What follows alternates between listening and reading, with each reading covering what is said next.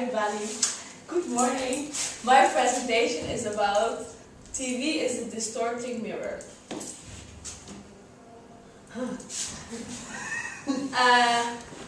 Background information about the subject.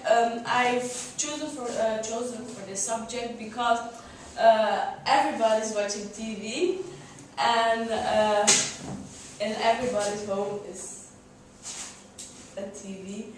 And I thought it was an interesting subject, and I thought I can have good arguments for this subject. A false sense of reality. I think my first argument is that when people watch TV, and especially children, the TV presents a world that doesn't exist. It gives a false sense of reality. It raises expectations that can be fulfilled, and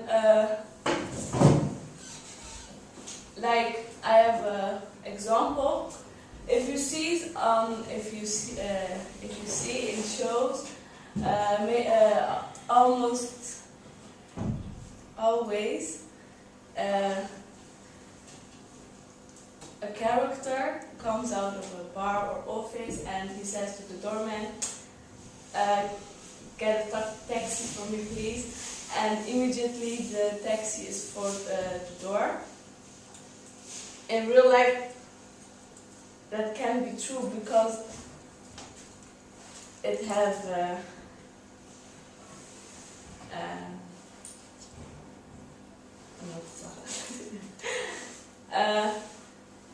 children get a... Could you just move over here because I can't see her.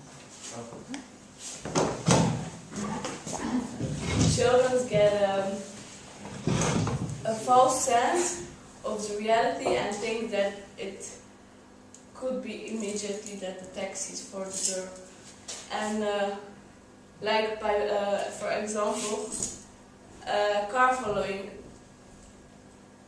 A character goes in a taxi and he says, follow that car and don't lose him. The driver says, okay, and he drives 90 miles per hour even if it's crowded, but that can be true. But the children think it could be. My second argument is that programs with violence, drugs, alcohol, bad language use, people get attracted to it and they going to think that it's cool and they want to try it out. Like if a 16-year-old boy is a teenager, he was arguing with his father, and after it he goes and takes ecstasy, and suddenly he's hyperactive and happy.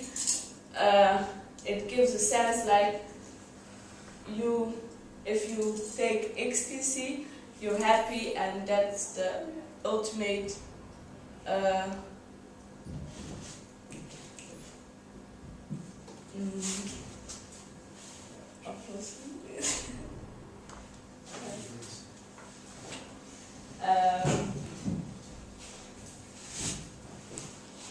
so that helps with your problem. And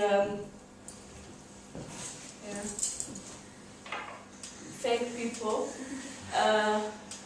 in TV programs, you see characters that they act like they are happy and they're beautiful, but in real life they aren't. Like I have an example for Spider-Man.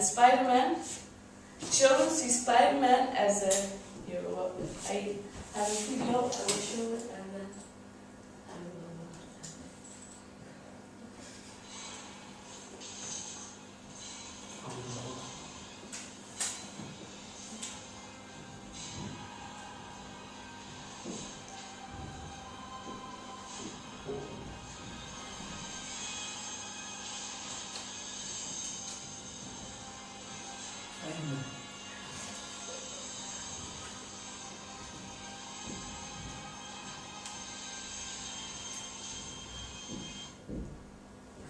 And after this,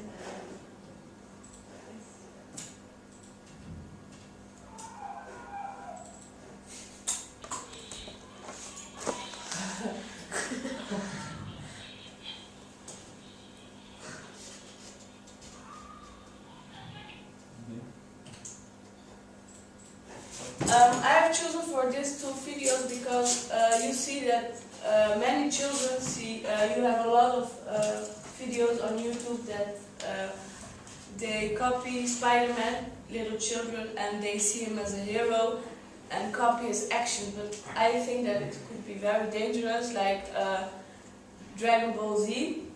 It's also a television program for little children, and you see in the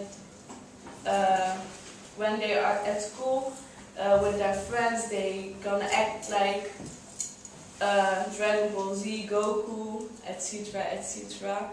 And I have chosen for these two images because in the hills, I think everybody knows the hills, and one day they party the whole night till 3 or 4 a.m. in the night, and the next day they must go to work. But they are still beautiful and happy, and it's not the day after the party that she must to work and she's beautiful. But if you look to the series, then you will think that it's like you see it. My conclusion is I think that I have chosen this argument because I think that the arguments are the best, and I thought it was a good argument. And yes, are there any questions?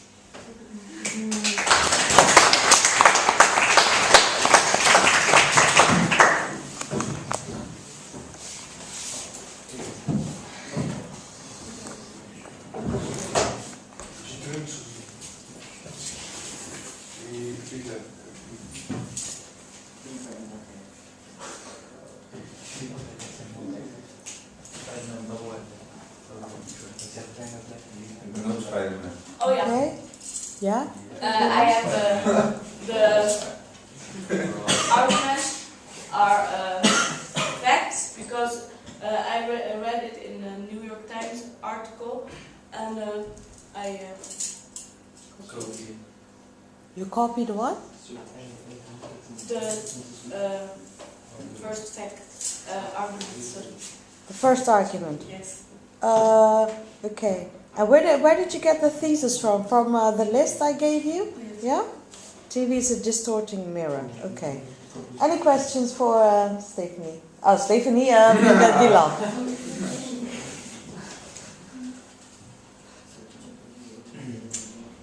It was all clear.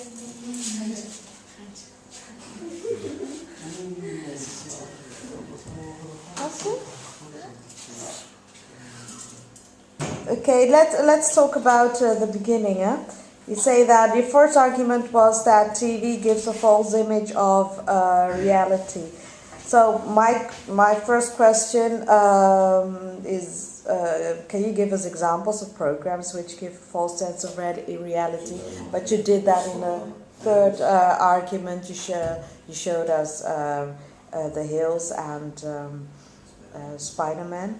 What I found a bit strange about your example of the Spider-Man is, doesn't everyone know it's a cartoon character, and that he's not real? Ja, maar Yes, but he children are going to act like him, and that can be very dangerous. Like if they are fighting and one says, yes, I'm Goku and I'm gonna kill you, and blah blah, then it could be very dangerous. Okay. Okay, so whose responsibility is it to make sure that their children do not behave in the way, for example, that Spider-Man does, or that the parents. the parents? Mm-hmm. You have kijkwijzers. You should have looked up these words, Dylan? Uh-huh.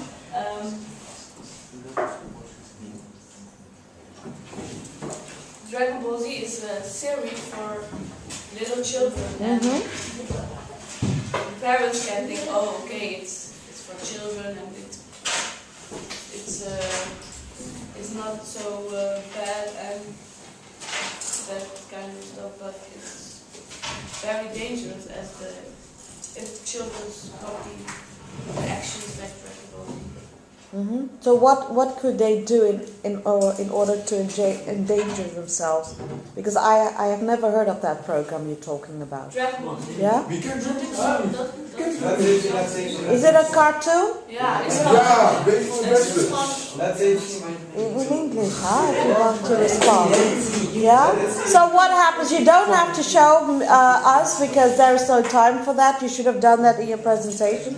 But that's okay. So what could be the danger? What if you see the dangerous influence could it have on the kids? It's only fighting and war and weapons and action, but it's for children. Dragon Ball Z. You have cards for children, all stuff for children that they can buy. It's a very famous thing for little children. So, and what about the hills? What kind of influence do you think the hills have on young children? Girls. Yeah, especially Okay, young girls, perhaps. Many girls watch the hills. They drink alcohol. They do everything.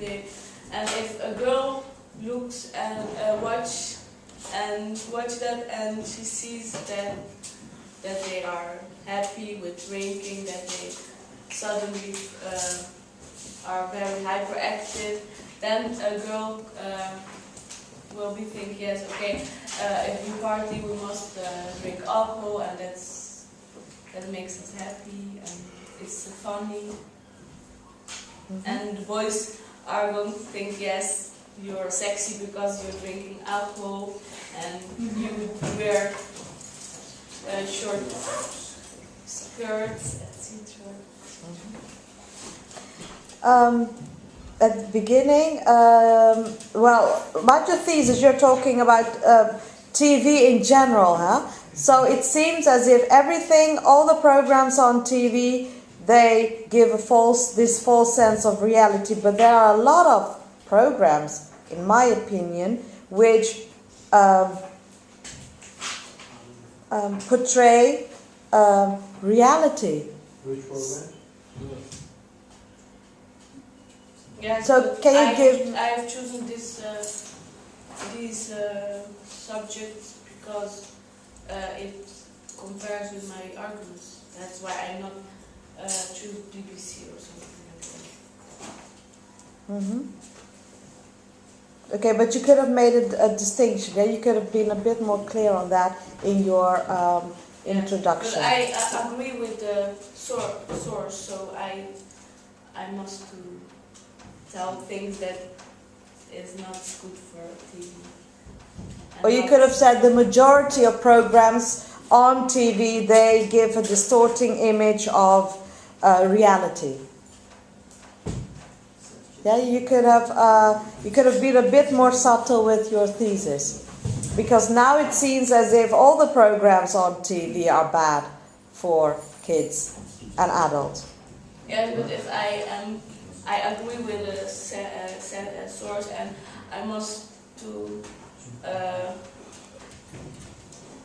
give arguments. I must to make it believable. So if I also showed by, for example, BBC, then the children's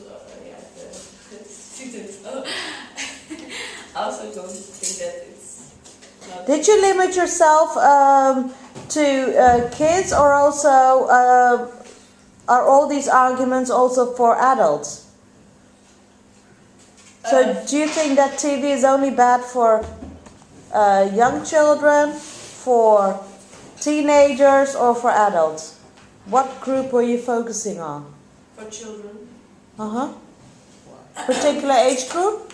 6 till 16. Oh, that's a big group.